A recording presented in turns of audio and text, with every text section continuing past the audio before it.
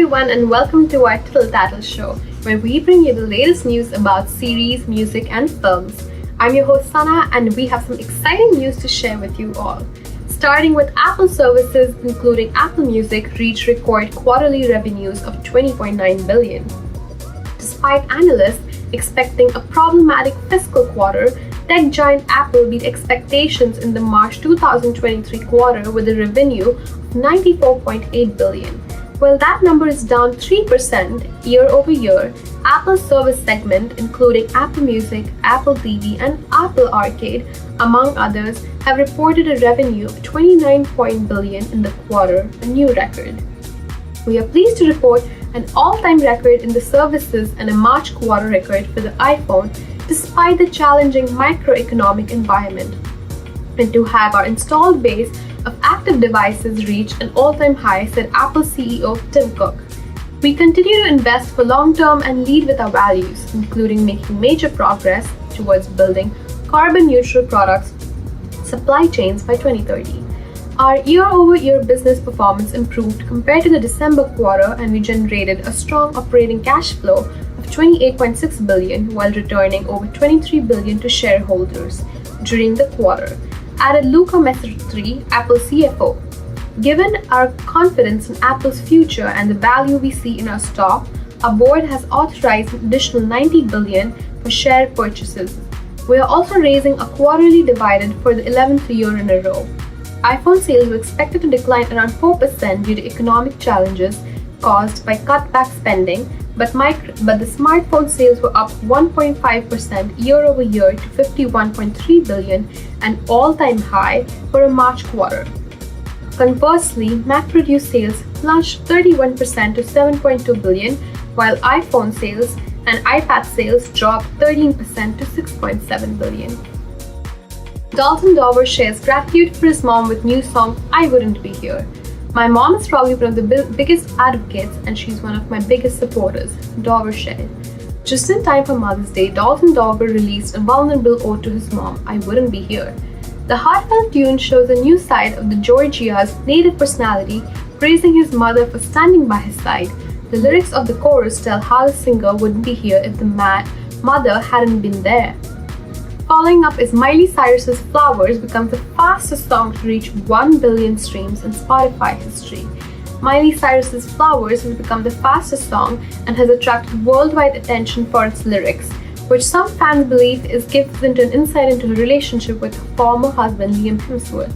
It also topped the charts in United Kingdom, Australia, Belgium, Switzerland, New Zealand upon release.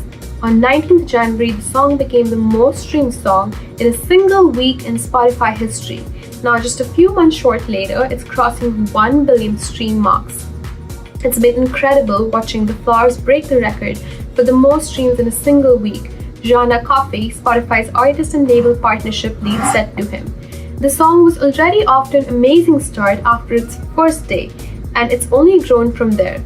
Rather than seeing the massive streams on day one, the decline through the week, each day since the release, has been bigger and bigger than anyone before." Miley's back with her album Endless Summer Vacation coming out in a few months, and this is just the beginning. Miley Cyrus shattered the previous record holder for most Spotify streams in a week, belonging to BTS with Butter. It is then a new record with 99.37 million Spotify streams in the first 7 days. Digital sales of Flowers have also been unusually high, charting at the top of iTunes sales chart for 8 consecutive days in January when it comes out. Flowers debuted at number 1 on the Billboard Hot 100 chart, making Cyrus's first song to top the chart since Wrecking Ball a decade ago. It'll have to beat Party in the USA with 1.1 billion Spotify streams to date, and which peaked at number 2 spot on the Billboard Hot 100 chart in 2009. Flowers was written by Miley Cyrus, Michael Pollack, and Gregory Hine. The song reached 1 billion record in just 112 days. Now let's move on to some film news. Sean William Scott set for Lou Greenfield comedy The Last Bachelor XYZ film relaunches for Cannes. Greenfield co-writers wrote the script and also produced along Jason Benoit, with XYZ Films producing and financing with investment funding from IPR. Lee Kim of Resolute Films and Entertainment is also producing the XYZ films that are handling the world rights and will introduce the pick to the buyers for the upcoming Cannes market.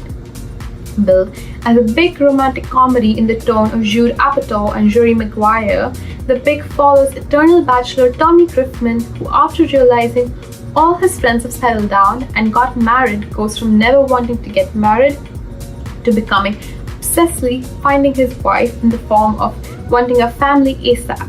But when he falls in love with a stunning younger woman, Dylan, who like old Tommy isn't ready to settle down, a hilarious reversal begins, and now Tommy is pressuring her to settle down like a woman does with ticking biological clock, and Dylan is the stereotypical guy avoiding commitment at all costs.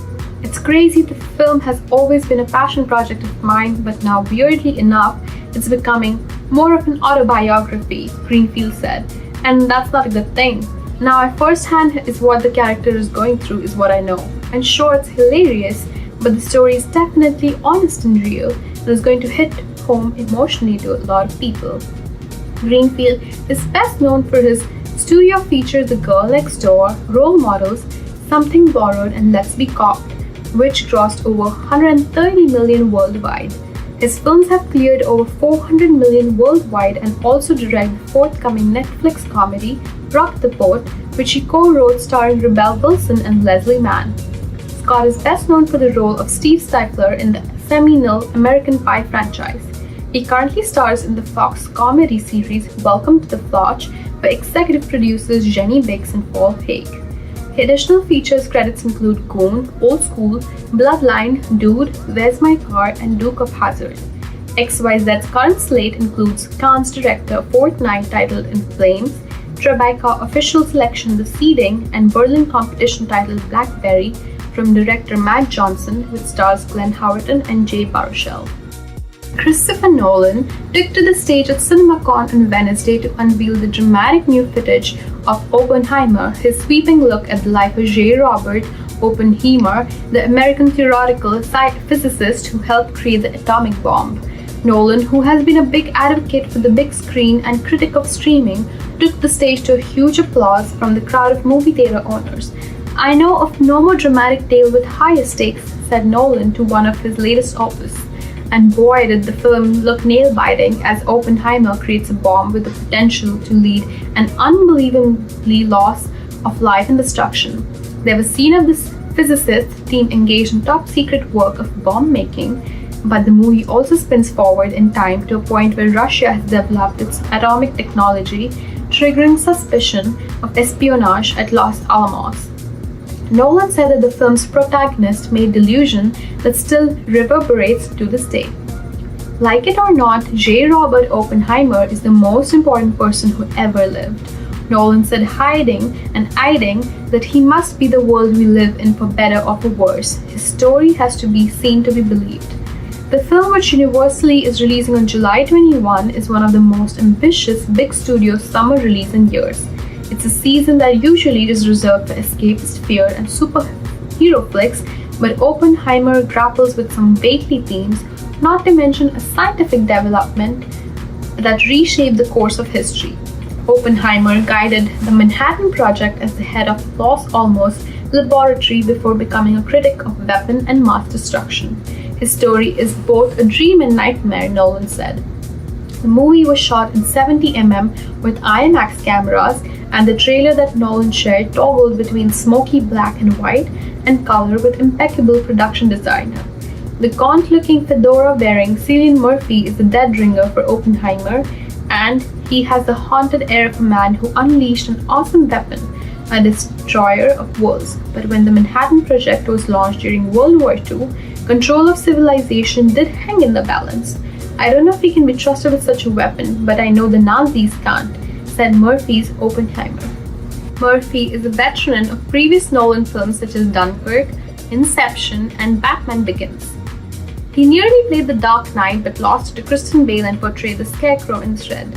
The ensemble also includes Matt Damon as General Leslie Groves, Robert Downey Jr. as Leslie Strauss, and a member of the Atomic Energy Commission, and Emily Blunt as Oppenheimer's wife, Catherine.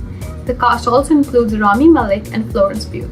Nolan is one of the most acclaimed and financially successful filmmakers in Hollywood, having helmed the Dark Knight trilogy and as well as Inception and Dunkirk. Nolan wrote the screenplay to Oppenheimer and co-produced the movie. Next up, why was Super Mario Bros. So successful? Like Super Mario's billion-dollar pandemic counterparts, the animated gem became a pop culture phenomenon thanks to stellar marketing campaign and pre-existing knowledge of the franchise. Mario has had an almost 40-year rich history. While the other video adaptations shield away from the source material, Universal embraced it.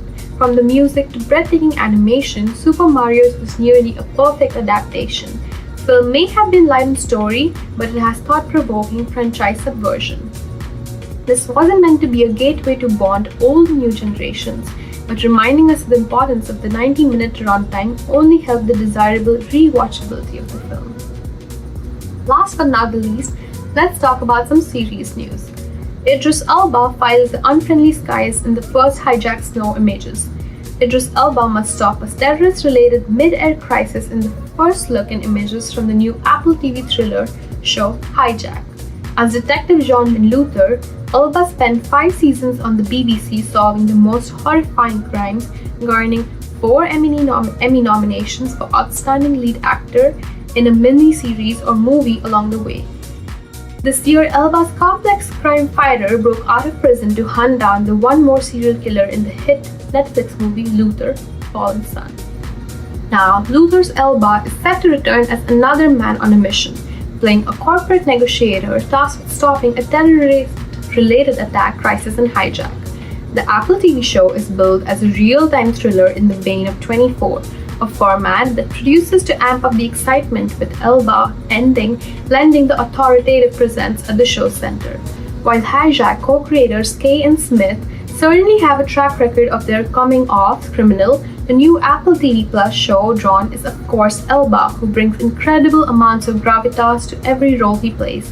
Hijack sounds like it will give the Luther a star a chance to flex his dramatic muscles in high-tension situation, bringing viewers on a thrill ride that may or may not remind them of exploiters. Hijack unleashes its own brand of real-time thrills when it flies to Apple TV on June 28, 2023. Next up is Yellowstone to end with Season 5 and new sequel series to debut in December. It is officially coming to an end with the final episode of the mega-hit Paramount Network series and set to launch in November. In addition, an untitled sequel series has been ordered and debuted on Paramount Network in December and later on Paramount Plus. The announcement comes after months of speculation that Kevin Costner will also be leaving the series, reportedly over his desire to focus on his epic 2-part Western feature Horizon, which would have seriously impacted his availability to film Yellowstone. Yellowstone has been the cornerstone on which we have launched an entire universe of global hits from 1883 to Tulsa King, and I'm confident our Yellowstone sequel will be another big hit, thanks to the brilliant creative mind of Taylor Sheridan and our incredible cast who bring these shows to life. Exact plot and casting details of the sequel series are currently under wraps, but it was previously reported Matthew McConaughey was in talks to star in the new show, which features several characters from Yellowstone and hails from Taylor Sheridan. Yellowstone was co-created by Sheridan, John Linson, and executive producers Art Linson, John Linson, Sheridan, Costner, Glasser, Bob Yari, Stephen Kay. Both Yellowstone and the new sequel are produced by MTV Entertainment Studios and 101 Studios. The Dune story continues, picking up where Yellowstone leaves off in another epic tale. We are thrilled to bring this new journey to audience around the world, said David Glasner, CEO of 101 Studios. Yellowstone, which follows the Dutton family and the sprawling cattle ranch in Montana, has proven to be one of the most popular shows in television. The premiere of the first half of Season 5, which aired in November 2022, pulled a staggering 17 million views.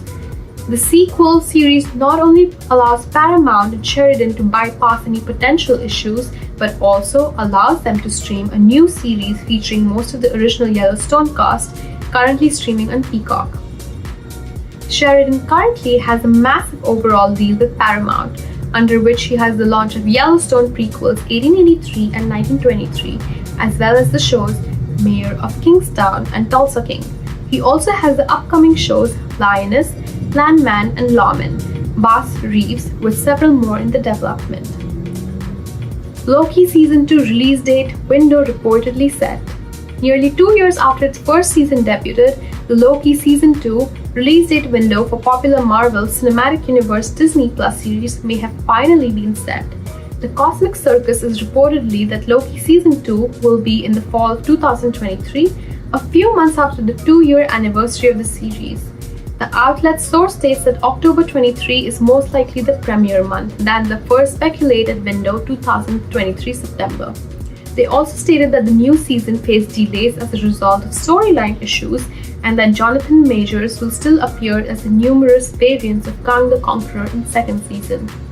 The series stars Tom Hiddleston as Loki, Sophie DiMartino as Sylvie, Owen Wilson as Mobius, and Gugu Mbatha-Raw as Judge Renslayer, and Bhumi Musaku as Hunter B-15. So far, Wilson and Mbatha-Raw are confirmed to return for the next season. Besides Kwon, Rafael Casal, Kate Dickie are set to appear in Season 2. Fans last saw the God of Mischief during Season 1 finale. In the episode, he found himself trapped in another alternate reality of the TVA. After parting ways with Sylvie, who killed Majors, he who remains. Loki Season 2 is directed by Justin Benson and Aaron Moorhead, who recently helmed the Moon Knight series. The duo will be replacing Kat Herron, who still remains on the project as its producer. Season 2 hails from head writer and executive producer Eric Martin. A new installment will be executive producer Martin Hiddleston and Season 1 head writer Michael Waldron. That's it for today's show. Thank you for watching, and be sure to tune in next time for more updates on films, series, and movies. Don't forget to like, subscribe, and comment so you never miss an episode. Until then, I'm Sana, and this is the Tittle-Tattle Show.